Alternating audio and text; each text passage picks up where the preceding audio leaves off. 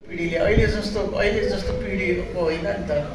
अहिले जुन खालको चाहिँ भए पनि नभए पनि बाबुआमाले सारा कुरा पुर्याइदिएर अहिले त हाम्रो पालामा मैले त कति वर्षसम्म रेस्टुरेन्ट भनेको त कहिले गएको पनि थाहा छैन।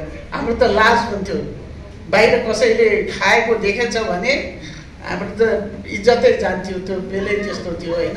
हामी त्यस्तो उसमा जाने एकपल्ट के भयो भने म बाहिर आफ्नो अनुभवको कुरा सुनाउँछु।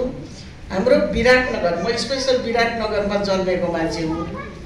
हाम्रो विराटनगरमा कुनै छोरी चेलीहरूले गएर होटल रेस्टुरेन्टमा गएर खुट्टामाथि खुट्टा राखेर खाएको त्यो चाहिँ हाम्रोतिर थिएन।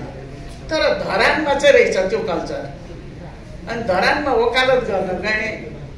वकालत गर्न जाँदा त मेरो परिवारको त्यहाँ चाहिँ एउटा बस्ती नै मेरो फ्यामिली, मेरो बाजेका सन्तानहरू, मेरा बाजेका पनि दाजुभाइका सन्तानहरूको त 200-300 परिवारहरू त्यहाँ। अनि मेरा दिदीहरू पढ्ने त मजाले उपर खुट्टी लाएर धरान बजारमा चिया खानु रहेछ पाएर मलाई पनि तानेर हिँड बहिनी खान जाउँ भनेर चाहिँ हामी त खाँदैन त्यसरी भनेर। उहाँ त बजार गएपछि चिया खाने पैसा, रेस्टुरेन्टमा बसेर चिया खाने पैसा त छुट्याएरै जाने उहाँहरू, जसुकै होस् अर्थ हो, तर त्यो उहाँ चिया खानै पर्ने त्यहाँ त्यस्तो। अब त्यो बेला त्यो कल्चरका मान्छेहरू नि हामी त्यो बेलाको। उहाँले पनि आफ्नो यो पुस्तकमा पुरा जीवन